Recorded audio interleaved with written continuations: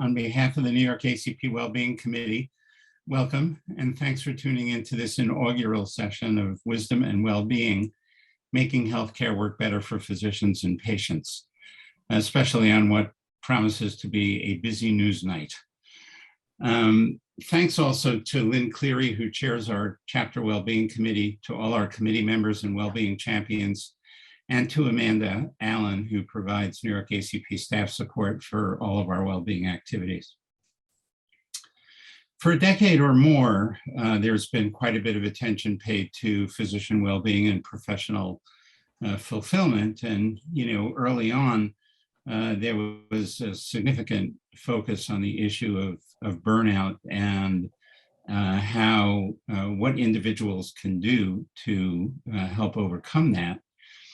And in recent years, ACP and other organizations have adopted the viewpoint that efforts to affect change really must focus on our practice environment and the larger healthcare ecosystem more so than on ourselves. So in preparing to launch this program, we identified several critical issues for examination and discussion. And we do want these sessions to be interactive and conversational. We endeavor to present these in a series of sessions, each of which can be freestanding, but also in their totality, we hope will form a cohesive longitudinal program. So in a moment, I'll ask Dan Pomerantz to introduce Dr. Megan Gerber, our speaker this evening, who will be talking about trauma-informed care. Future topics that are scheduled include substance use disorders on June 21st with Kelly Ramsey, and effective advocacy for change on July 14th with Eileen Barrett. Kelly is one of us here in New York. Eileen lives and works in Albuquerque and is chair-elect of the college's Board of Regents. We have other sessions in planning on topics such as diversity and equity, challenges for early career physicians, physicians in training, women in medicine, and also conflict management. And we're certainly open to suggestions for topics and speakers. So now I will turn things over to Dan, who is the current governor for the Hudson Valley region of New York ACP and vice chair of ACP's National Committee for Physician Wellbeing and Professional Fulfillment. Dan. Okay, thank you for that. For the last couple of years, things have been a little rough. And one of the things that's been a real anchor for me has been working with both the New York chapter and with National ACP on trying to find even little ways to make things even a little bit better. So I'm just really thrilled to be part of this. And just one very little thing about our speaker tonight, Dr. Gerber. She's an esteemed clinician and national expert in trauma-informed care. She literally wrote the book, not all by herself, but because that's what she would say, is that she didn't do it all by herself, but she made it happen, and I'm really grateful for that. I'm also, every time I think about leaving Twitter, I'm reminded that that's where I met her. And so, if every 5 years I can meet somebody as wonderful as Dr. Gerber, I'll hang in on Twitter. Currently, she is division chief of general medicine at Albany Medical and vice chair of the Department of Medicine for faculty development. She's also a dean for advising students there. And she's a really great person, and I'm not going to use up any more of her time. So thank you for agreeing to do this, and thank you for helping us kick off this series. Thank you, Dan. Thank you for that really wonderful introduction. And I'm going to just share my screen, and I'm going to tell all of you, can you see that? Yes, Dr. Gerber, I can see all the slides, not the slideshow mode. All right. Yep, can see it. I recognize many of you, and hello, and thank you for joining. And Some of you have heard me speak on trauma-informed care before. I've done a lot of grand rounds and a lot of presentations on how to work with patients. And when I agreed to do this, I didn't really think that it would be hard for me. And it actually was, because I realized that I have a very complicated relationship with wellness. And almost the term wellness has come to bother me because I think it's been co-opted by folks who are looking for easy fixes for physician and healthcare worker wellness. So what I'm hoping to do tonight is really go through applying the principles of trauma-informed care, and I want to do that with your help, and really try to look at the lens and the principles and the framing of trauma-informed care and see if we can apply that to our own wellness and to improving our work environment. So the very first objective is just for us to summarize the impact of trauma in health and principles of trauma-informed care. I'm not going to give a full overview of that, so this conversation assumes some basic knowledge of the topic. We will work to understand the potential impact of trauma, so working both with trauma-exposed individuals and on our own experienced trauma. What does that do to us as clinicians, educators, general internists? And then finally, let's consider ways of applying trauma-informed principles to our own well-being and work environments. And I think perhaps one of the strengths of what I may share tonight is that some of what I may share is not really being talked about in the mainstream, and maybe some of this is what we need to go to our systems and leaders with. So as you've heard me say before, for those of you who've heard me speak, I always want to inspire you to leave here today with one idea for changing your practice. Those of you who educate and teach, you can touch thousands of lives. And I really do believe that small change begins big change. So a little bit of background. So trauma, what do we know about trauma, and what is the timeline for public awareness? And I think this is important to talk about. So trauma has long been understood as something bad that affects health and well-being. Back in the 19th century, Charcot identified quote unquote hysteria after a traumatic accident. Many of you who love history will remember his early work and the illustrations of it. And then in the Victorian era, Freud and Genet discovered or identified dissociation and then posited that hysteria was due to sexual trauma. If you read the book Trauma and Health, gosh, I'm trying to remember, Judith Herman's book, Trauma and Health. She talks about the history of trauma study as one of episodic amnesia. So when it was convenient and safe, knowledge of trauma, the links between sexual assault and ill health would be suppressed and not talked about. World War I showed a rebirth of thinking about trauma in the form of talking about soldiers' shell shock. But again, things kind of went underground until the Vietnam era and the period of the women's rights movement. And PTSD was not added to the DSM-3 until 1980, which I find incredible. That happened in my lifetime. In the late 90s, the very first adverse childhood experiences study was published by Dr. Vincent Felitti, demonstrating that adversity experienced in childhood can shape lifelong health. This was a cataclysmic, dramatic finding, yet it's still not being taught at all medical schools. So many of our colleagues know nothing about adverse childhood experiences.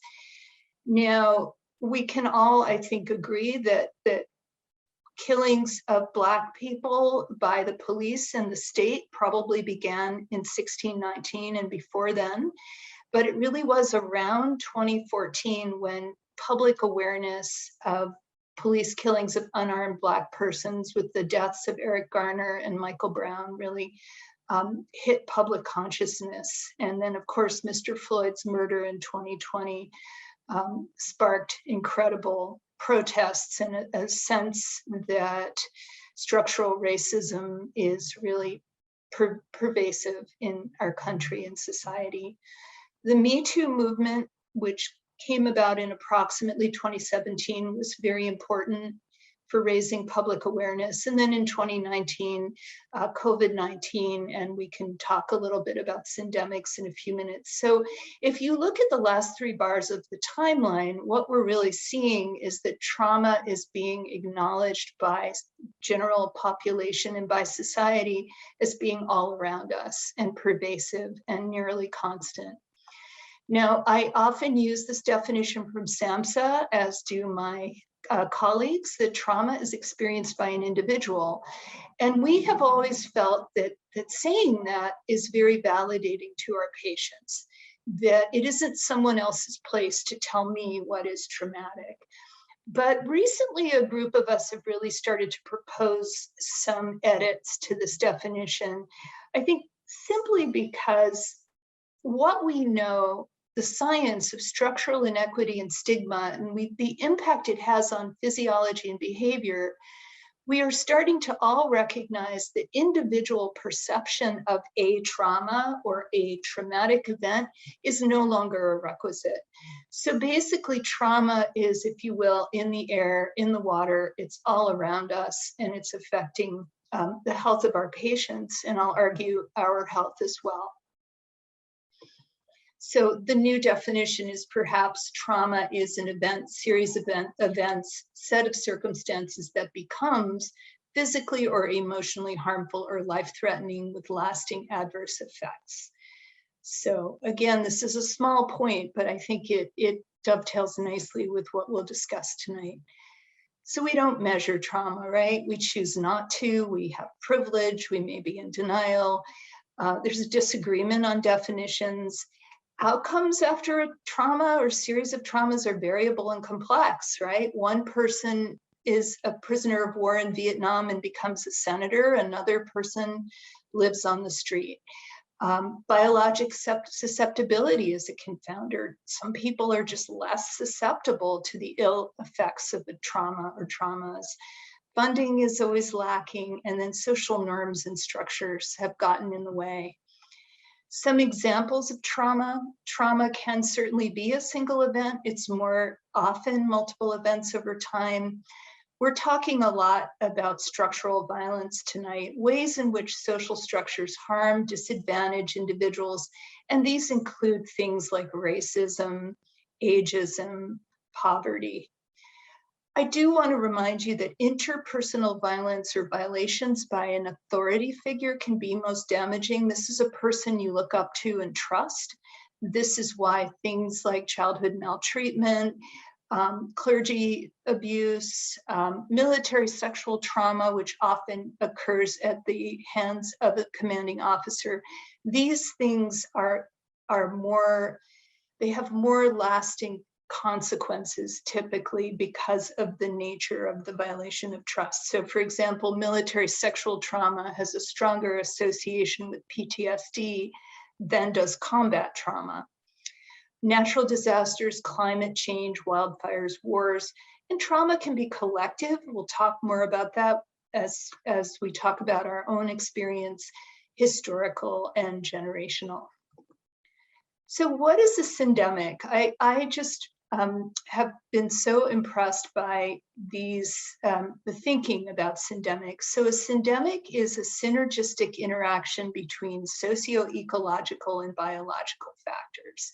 So I think part of the reason why COVID has been so just unsettling and anger-provoking for so many of us is that COVID is interacting with non-communicable diseases and conditions within social groups.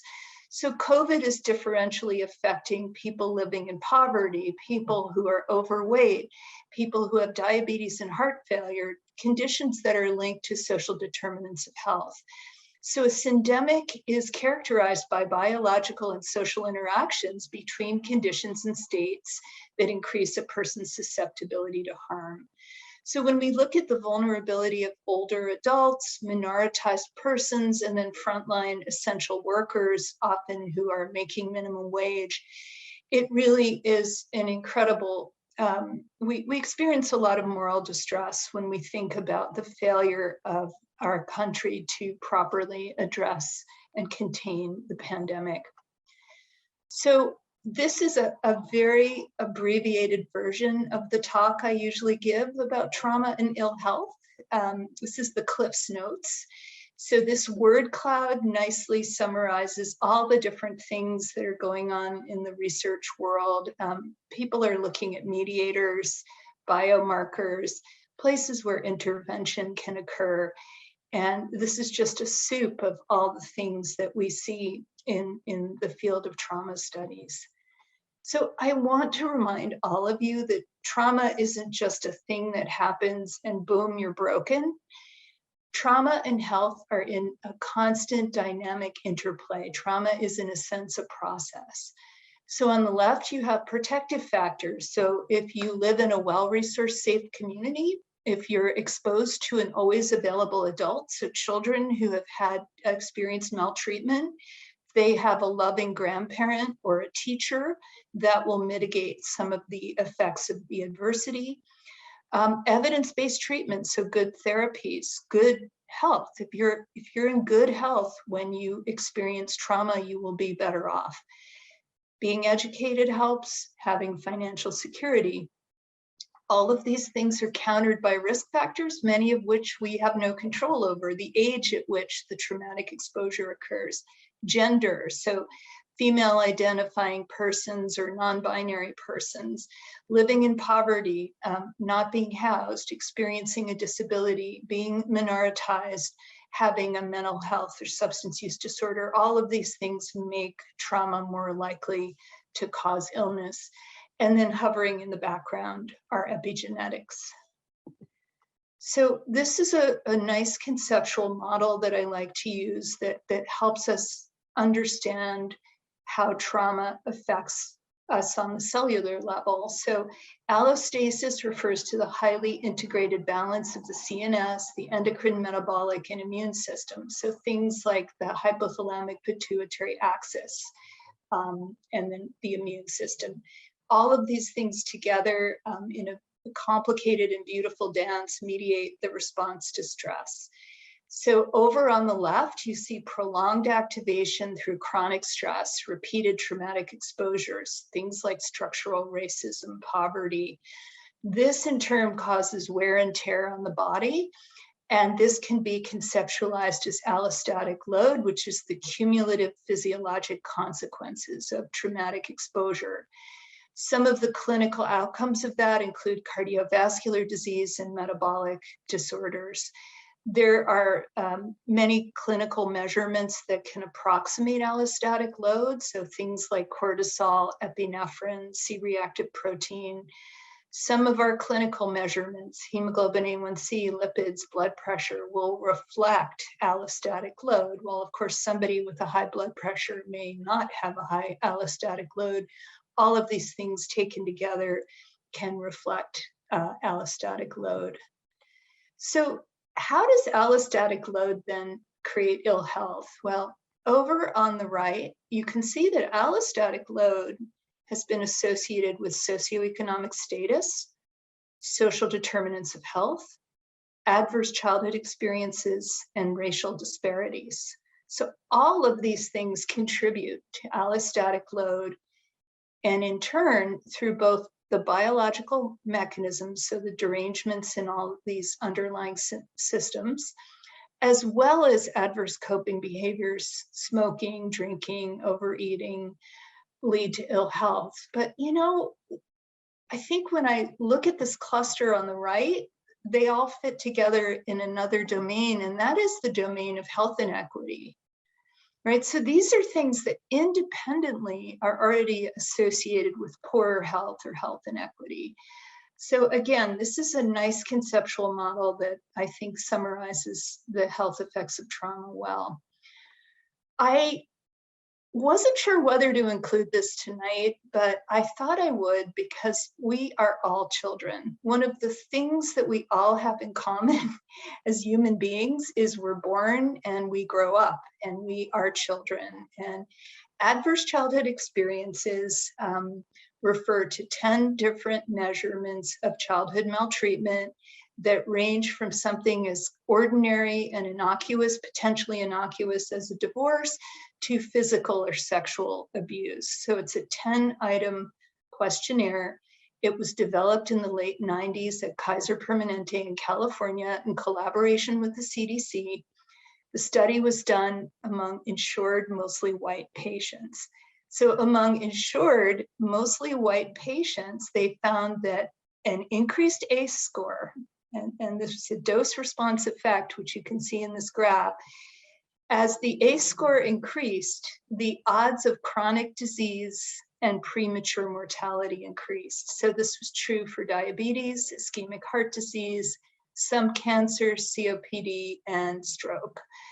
So in this reasonably well-resourced white population, look at the effects of adverse childhood experiences. It's pretty dramatic. ACEs, or adverse childhood experiences, have since been conceptualized as a public health issue. The 10-item questionnaire has been included in many state behavioral risk factor surveillance surveys. California began universal pediatric screening in 2020. And ACEs inquiry leads to prevention in childhood and intervention and understanding in adulthood. I'm by no means saying that all of you should be screening for ACEs in your adult patients. And again, health professions training is sorely lacking. I like to show this slide not to tell you that Black parents are bad parents, because Black children have the highest odds of greater than or equal to 2 ACEs, but basically to illustrate that health inequity can begin early in life, because Black parents are more likely to be incarcerated and to experience those social determinants of health that lead in turn to ill health and also to interrupted parenting. So this is data, these are data from the 2016 National Survey of Children's Health. So just putting out there, health inequity may begin at a very young age. My colleague Peter Kronholm in Philadelphia did an expanded ACEs study, and I won't spend too much time on this because I do want to save time for us to talk. But basically, Dr. Kronholm compared an urban dwelling sample in Philadelphia, which was much more diverse than the original Kaiser sample, and found, and you can see on the right, much higher rates of adversity in the Philadelphia sample. So things like physical abuse were much higher. Incarceration of a household member was much higher. So again, when you take a different population and you give them, administer that 10-item survey, we'll see higher rates of some of the ACEs. Dr. Kronholm also identified what he described as expanded ACEs. So in this population, the urban ACEs, if you will, were things like witnessing violence, community violence, shootings, crime, feeling discriminated against, so experiencing structural racism, living in an unsafe neighborhood, bullying. So again, the population, the ACEs are limited in their ability to detect environmental effects of living in an under-resourced environment, but there has been work to identify that. So what do we see in our medical students? And all of us were medical students at one time. These are much more recent data, but 51% at UCSD reported at least 1 ACE exposure and 12% reported greater than or equal to 4. And I will tell you, in the UCSD sample, all of the students with greater than 4 ACEs were women. In this Blinkenstaff study, almost 20% of the students had greater than or equal to 4 ACEs. Students with an ACE score of greater than or equal to 4 were significantly more likely to report a moderate or significant effect on their mental health. So the rates of ACEs among medical students, as we understand them, are similar to those of the general population. I assume for all of us here tonight, that would be true as well.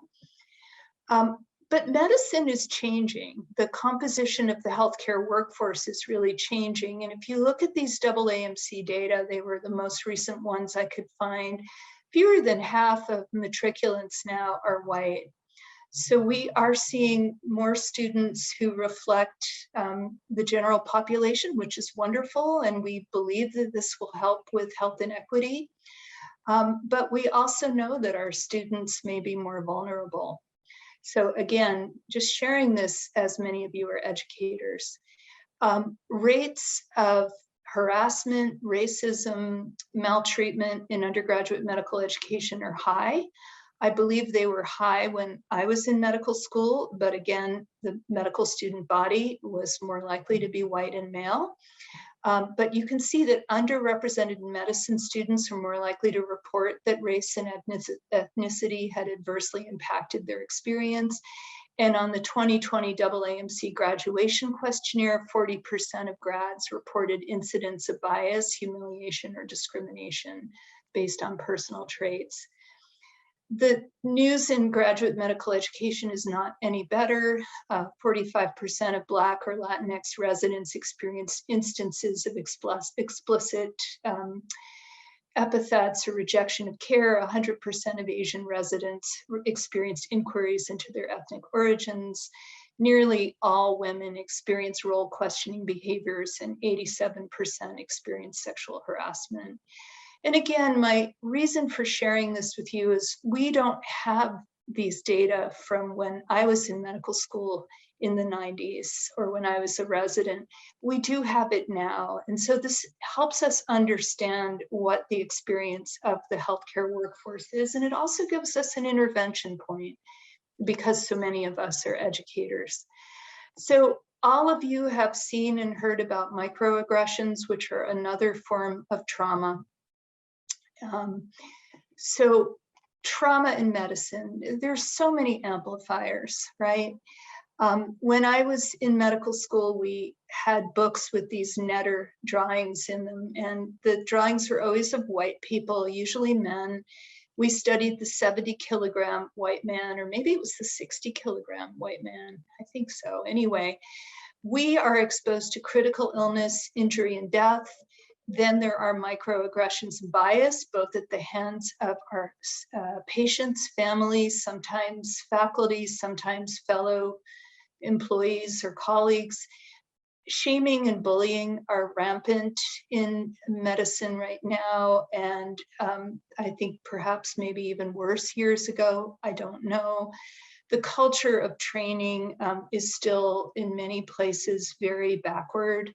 And then there's a constant legacy of structural racism. I mean, how many of you are still seeing lab reports with the race-based EGFR on it? So race-based measurements, issues with hearing that during the pandemic that pulse oxes were inaccurate for patients with Black skin. And then portraits on medical school walls, often just broadcast to many of us, you know, you don't belong here, or you don't look like the important people here. So what does this mean? I mean, we may enter medical school with trauma exposure. We may experience racism and bias during training. Medical culture is changing slowly. Rates of burnout and exhaustion were high pre-pandemic. And I actually read quite a few things published in 2020 and 2021 that measure burnout. And I just didn't include them tonight. And then we got hit with COVID. And it was, in a sense, the straw that broke the camel's back. All of us have experienced loss of family, friends, colleagues, disabilities, early retirements. I see my colleague, Dr. Last there.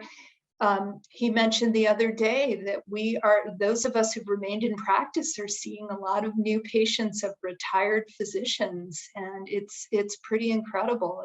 It's relentless. We're, of course, hearing and seeing and experiencing burnout, suicides, PTSD, vicarious traumatization, which I'll talk more about in a minute, injustice and inequity around care. Vaccine distribution has fortunately gotten better since I made this slide, but politicization of vaccination and public health measures, including masks and social distancing, is just causing so much moral fatigue and distress. And I don't have to tell all of you what's on these two slides. I mean, our patients are suffering, they're experiencing increases in interpersonal violence, intimate partner violence, elder and child abuse have gone up, structural racism, ageism, the disease itself, worsening health among patients, increased substance use disorder, fewer therapists. I'm sure many of you have experienced that. There's nowhere to refer people who need mental health care. And then this politicization or polarization of public health is heartbreaking. Meanwhile, we're experiencing staffing shortages, death and disability, moral fatigue, and just fewer resources for our patients. I've talked a lot about the corporatization of behavioral health care. So a few quick definitions. Compassion fatigue is the diminished capacity of the health professional when experiencing the distress at knowing about or witnessing the suffering of their patients and clients. Vicarious traumatization refers more to a negative transformative process which you experience after working repeatedly with trauma-exposed patients. You may feel hardened, you may feel cynical. It comes out of empathetic attachment with distressed patients. And I think many of us experience vicarious traumatization. It's mostly described in mental health professionals and not in primary care physicians or internists, but I think it's a very real thing. And then secondary traumatic stress is stress that results from witnessing or knowing about the trauma experienced of others. It's a destructive emotional distress that results from an encounter with a suffering person. And more recently, it's been recognized as driven by fear that arises from a threat to one's personal safety. So I think there was a lot of secondary traumatic stress, especially early on in COVID. And there was a lot, I'm going to say that there was a lot of focus on emergency medicine and ICU medicine, critical care medicine, and a lot less attention paid to those of us working in outpatient office settings. I think in many ways, we were way less protected. We had minimal amounts of PPE.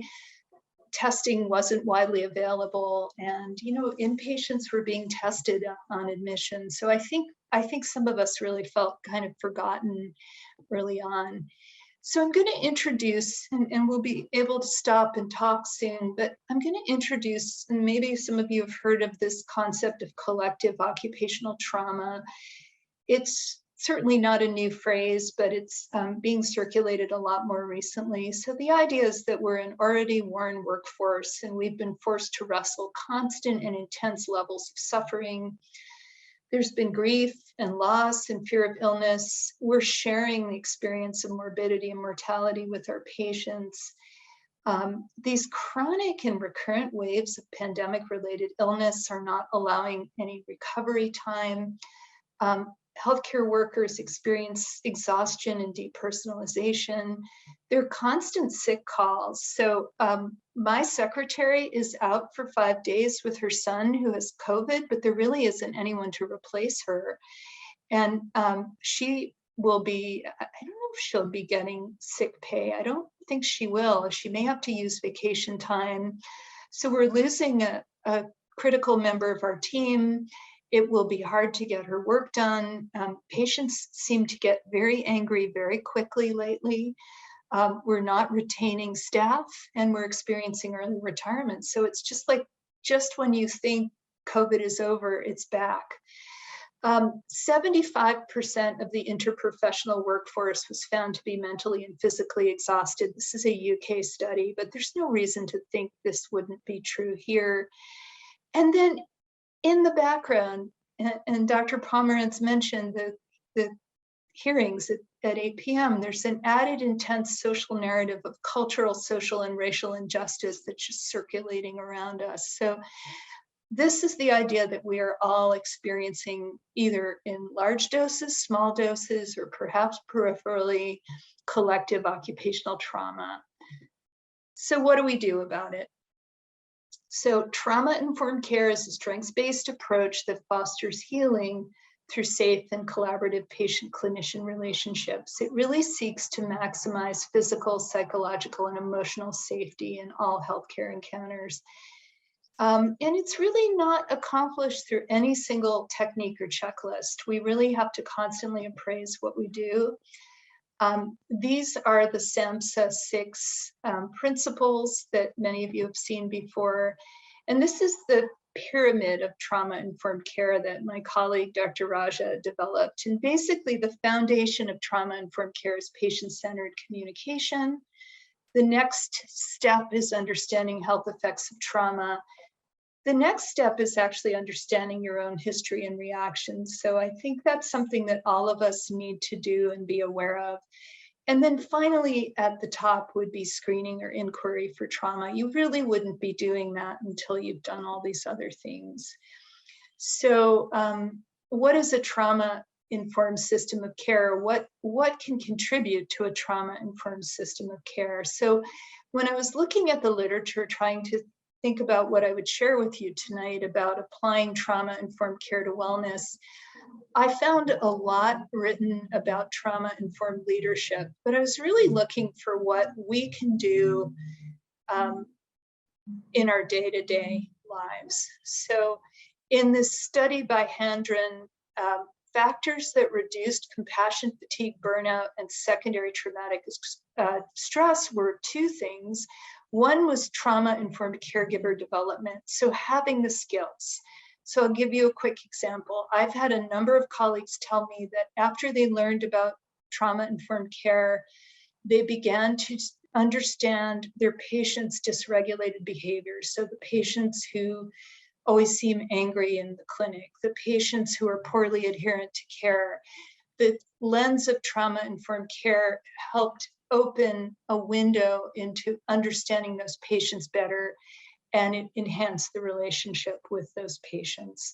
So trauma-informed training in this study was shown to contribute to reductions in compassion fatigue, burnout, secondary traumatic stress, and then our perceived level of organizational support. If we don't feel supported, our compassion fatigue will be worse.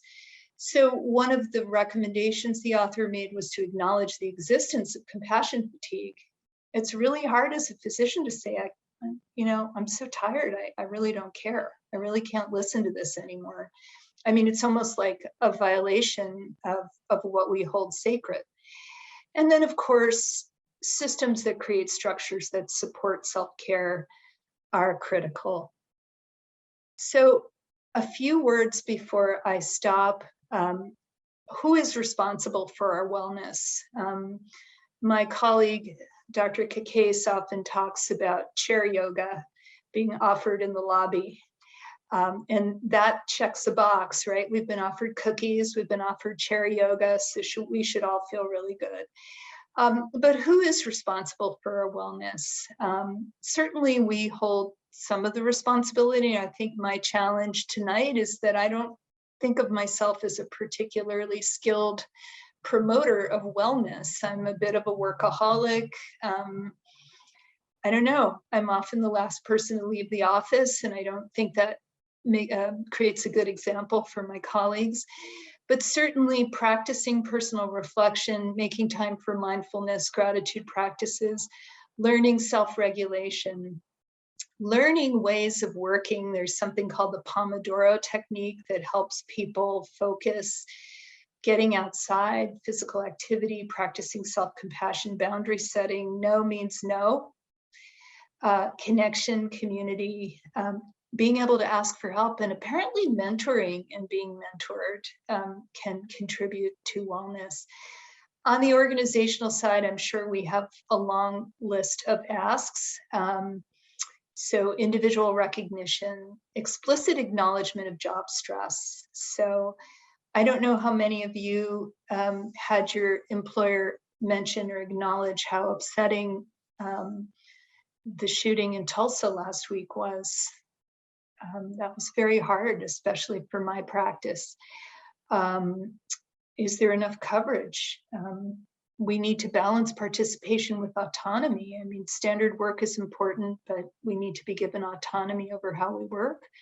There should be time for discussion in meetings, fairness and transparency. And I won't read the whole list, but these are just some things to think about. Where is the line drawn? Where does our responsibility for wellness end, and what can we expect of our organizations? So I'm just going to show you the SAMHSA 6, as we put it, and what I have seen folks do is just list their thoughts about what would create a safe workplace, what would enhance trustworthiness and transparency in our workplace, what would enhance peer support and connection. You know, Dr. Pomerantz mentioned Twitter, but I think it's been, for many of us, a really important virtual peer network. Collaboration and mutuality, empowerment, feeling like we do have some say over how we work, and then attention to cultural, historical, and gender issues, and knowing that we are sensitive to those issues among our colleagues and expecting the same of our leadership. So I left that blank intentionally. I do want to, before we stop, show you some resources for clinicians. So most of you know about the ACP Emotional Support Hub. I was looking at it again today. It really is incredible. The National Center for PTSD has some really good resources also on managing stress around the COVID pandemic or syndemic. And just a brief summary before we talk, you know, trauma-informed care is an approach to patient-centered care that acknowledges the ubiquity of trauma and the human experience.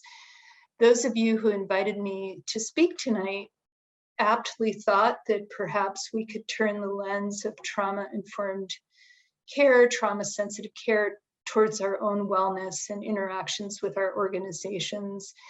COVID has been an amplifier of everything that was broken. I mean, you all know that patients who are in dysfunctional relationships, are living in poverty, have nowhere to live. Everything is worse. COVID just amplified everything. We are not the same people that we were in 2019. I know I'm not, and I never will be. And schools of medicine and health systems really have an opportunity to apply a trauma-informed lens to our collective work moving forward. And I put the link here for the National Collaborative on Healthcare Education and Research. We have developed undergraduate medical education competencies that also talk about what the climate of education should be like. So at this point, I think we should pause, and I will share these resources with you later. So thank you for your attention. I know I went a little longer than I wanted to, but I do appreciate it.